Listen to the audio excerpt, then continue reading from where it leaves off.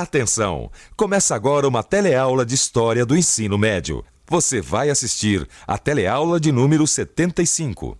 Bons estudos!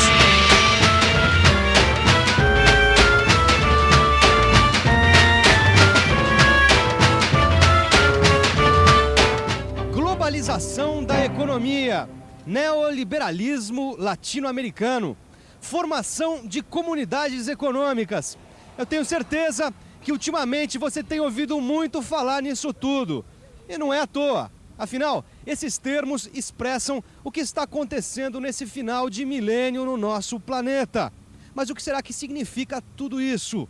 Bem, na teleaula de hoje, você vai entrar em contato com a nova ordem mundial. Você vai ver o que são as comunidades ou blocos econômicos, uma realidade na Europa e na América. Vai ver que o neoliberalismo, além de trazer uma relativa estabilidade às moedas latino-americanas, também gerou novos problemas sociais. E vai ver também como os países orientais, como a China, o Japão e os chamados tigres asiáticos, transformaram suas economias em função da nova ordem mundial.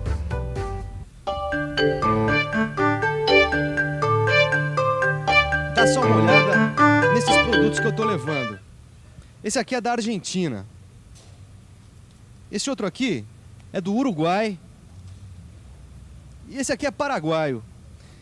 E olha que os preços não estão tão caros, viu? Você se lembra que tinha uma época em que os produtos importados custavam os olhos da cara? O que será que está acontecendo? Por que será que a gente encontra tantos produtos da Argentina, do Uruguai e do Paraguai nas prateleiras dos supermercados? E por que será que os preços desses produtos estão tão convidativos? Isso é devido ao Mercosul, né, que facilitou muito a abertura ao mercado brasileiro. Pois é, essa situação só se tornou possível graças ao Mercosul. Ele foi criado em 1991 para estimular o comércio no sul do continente americano, baixando impostos e estimulando o intercâmbio comercial entre esses 4 países. O Mercosul tornou possível a realidade que a gente vê hoje nas prateleiras dos supermercados. Mas será que Brasil, Argentina, Uruguai e Paraguai foram os primeiros países que se organizaram em blocos econômicos? O Mercosul não foi o primeiro bloco econômico do nosso tempo. O primeiro mercado comum a ser formado foi o da Comunidade Econômica Europeia, a CEE. Um mercado comum que integra boa parte dos países europeus e que começou a funcionar em 1992. Como ocorre aqui, lá os países integrantes também têm facilidades para circular os seus produtos por outros países. Ou seja, você pode estar num supermercado da Espanha e pagar por um vinho francês praticamente o mesmo preço que se paga por ele na França. A formação desses blocos econômicos, desses mercados comuns, é uma das principais características do mundo atual. O objetivo dessas comunidades econômicas é integrar os mercados, procurando derrubar as barreiras que dificultam a circulação de mercadorias. A criação do Mercado Comum Europeu inspirou não só a criação do Mercosul, como também a do NAFTA. 1994. Estados Unidos, Canadá e México assinam um tratado de livre comércio chamado NAFTA. A criação do NAFTA, o mercado comum entre os países da América do Norte, foi uma das maneiras encontrada pelos Estados Unidos para enfrentar a concorrência do mercado europeu e asiático. Só que tanto a economia americana como a canadense eram e são economias sólidas, estáveis. Por isso, criar um mercado comum entre esses países não foi muito complicado. Mas e o Mercosul? Como será que foi possível a criação de um mercado comum entre Argentina, Brasil, Uruguai e Paraguai? Países que até pouco tempo sofriam com economias instáveis e com uma inflação que ia às alturas. A resposta para esse feito está numa palavra também muito falada ultimamente: o neoliberalismo. Todo mundo provavelmente já ouviu falar em neoliberalismo. Mas será que as pessoas sabem o que significa essa palavra? Não sei. Neoliberalismo, para mim, seria uma nova roupagem do próprio liberalismo, né? Neoliberalismo é uma liberdade de política, não é isso? O neoliberalismo é, na verdade, uma série de medidas que tem como objetivo adequar a economia de um país à nova ordem mundial. Por causa de algumas medidas neoliberais, alguns países latino-americanos, entre os quais o Brasil, têm conseguido estabilizar sua economia. Mas o que prega o neoliberalismo? Que medidas são essas que vêm conseguindo derrubar a inflação e equilibrar a economia latino-americana? A cartilha neoliberal prega uma série de medidas. Entre as principais, ou melhor, entre aquelas que foram aplicadas diretamente na nossa economia, a gente pode destacar a privatização de empresas estatais, que apesar da oposição de alguns setores, vem ocorrendo no Brasil, onde também se nota a reforma administrativa do Estado. Outra medida neoliberal que tem como uma das suas principais preocupações reduzir as despesas do Estado em todos os setores e o número de funcionários públicos. E isso sem contar a abertura da economia ao capital estrangeiro, que também é outra medida neoliberal de extrema importância e que está ligada principalmente à quebra de indústrias e serviços nacionais, o que vem gerando muito desemprego. Em resumo, o neoliberalismo prega a privatização de empresas estatais, a reforma administrativa do Estado e a abertura da economia ao capital estrangeiro, ou seja, ao capital de outros países. Apesar dessas medidas adotadas não só pelo Brasil, mas por quase todos os países latino-americanos terem conseguido derrubar a inflação e trazer de volta a estabilidade econômica, elas têm representado um alto custo social. Um custo que tem sido pago pelas classes menos favorecidas. O desemprego ainda é hoje um dos grandes desafios enfrentados pelos países latino-americanos, onde, apesar do restabelecimento da democracia, ainda se nota em alguns países heranças autoritárias ou mesmo a prática da corrupção.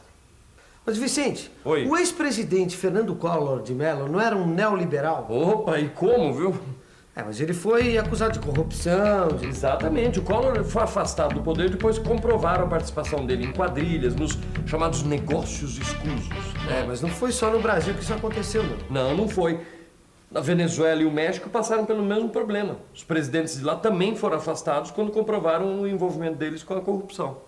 A corrupção não é o maior problema dos governos latino-americanos, né? Não. Olha, apesar de tantas mudanças econômicas, o autoritarismo ainda marca muita presença na América Latina. Sem dúvida. As fronteiras da maioria dos países estão se abrindo cada vez mais. E a existência de blocos ou comunidades econômicas se coloca cada vez mais como uma das características da chamada nova ordem mundial, principalmente na América e na Europa. Mas e nos outros continentes? E do outro lado do mundo, lá no Oriente, na Ásia? Será que por lá a economia também está em processo de transformação? Você pode até achar estranho, mas na verdade o centro de São Paulo tem tudo a ver com a economia asiática, principalmente a chinesa. Calma que eu explico. Nós estamos aqui com o Moacir, que é vendedor ambulante.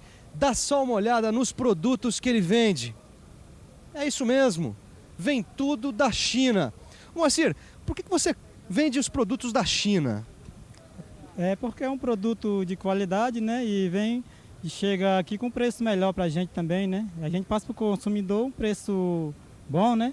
Sempre eles voltam a comprar, né? Que nunca dá problema, a mercadoria ótima, né? Mas como será que isso é possível? Afinal de contas, você já sabe, a China, um dos países mais populosos do mundo, com 1 bilhão de habitantes, é um país comunista. Só que de uns anos para cá, o governo chinês vem realizando uma série de reformas econômicas para implantar a economia de mercado em alguns pontos do país. Mas se na área econômica o governo chinês dá sinais de mudança, implantando pouco a pouco o capitalismo, o mesmo não se pode dizer da área política. A democracia ainda não é uma realidade na China. Por isso mesmo, em junho de 1989, o povo chinês saiu às ruas para reivindicar a liberdade política num episódio que ficou conhecido como a Primavera de Pequim. Apesar da força da manifestação, a Primavera de Pequim terminou com um massacre da paz celestial, onde milhares de chineses foram mortos e presos pelas tropas do Exército Vermelho. Apesar da repressão política, a economia chinesa foi uma das que mais cresceu em todo o mundo no início da década de 90. Por causa desse crescimento fora de série, a China deixou de ser um país isolado e, assim como muitos outros países capitalistas, abriu suas fronteiras para o capital estrangeiro. Meus pais, finalmente eu consegui. A partir de hoje, eu, Mário Kawasaki, me tornei um decassegue. E sei que isso é motivo de orgulho para vocês. Meus avós emigraram do Japão para o Brasil e agora, 2 gerações depois, sou eu quem deixa o Brasil e volta para o Japão, como um decassegue. Não precisa chorar, mãe. Os decassegues vão, mas voltam. A cena que você acabou de ver tem se tornado cada vez mais comum entre os descendentes de japoneses que moram aqui no Brasil. O Japão, depois da derrota na Segunda Guerra, conseguiu recuperar a sua economia e se transformar num dos países mais ricos do mundo. Por isso, trabalhar nas fábricas japonesas é o sonho de muitos brasileiros. O Japão hoje é a principal potência econômica da Ásia. Veja bem, a principal, mas não a única. Além do Japão e da China, que a gente já viu, tem também os tigres asiáticos, formados por Coreia do Sul, Hong Kong, Formosa e Singapura. Assim como a China e o Japão, os tigres asiáticos também crescem em ritmo acelerado e inundam o Ocidente com os seus produtos eletrônicos, automóveis e tecidos. Além da economia efervescente, esses países do Sudeste Asiático têm outra característica em comum: governos autoritários. Pois tirando o Japão, que tem um governo democrático, e a Coreia do Sul, onde a democracia começa a dar os seus primeiros passos, a maioria dos tigres asiáticos e a própria China vivem sob governos autoritários. Ou seja, na política, eles ainda estão fechados, mas na economia, totalmente adaptados à chamada nova ordem mundial. E por falar nessa nova ordem, que tal revisarmos o que a gente aprendeu hoje? E atenção, se liga aí que é hora da revisão. Na teleaula de hoje, você viu o que são as comunidades ou blocos econômicos, uma realidade na Europa e na América. Você viu também como o neoliberalismo ajudou muitos países latino-americanos a tornarem suas economias estáveis. E como os países orientais como a China, o Japão e os chamados tigres asiáticos transformaram suas economias em função da nova ordem mundial. Eu acho que deu para entender porque é que hoje em dia se fala tanto em globalização da economia, neoliberalismo e em mercados comuns. Mesmo assim, não deixe de estudar o seu livro. Lá, além de resolver várias dúvidas, você vai aprender muitas outras coisas sobre a nova ordem mundial. Combinado? Até a próxima!